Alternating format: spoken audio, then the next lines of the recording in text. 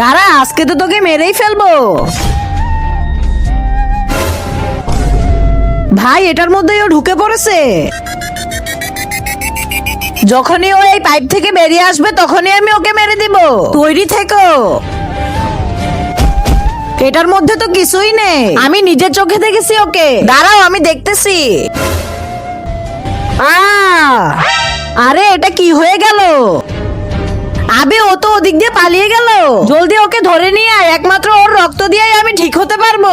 আজকে তুই আর আমার হাত থেকে বেঁচে পালাতে পারবি না। দাঁড়া সালা, এবার কোথায় পালাবি?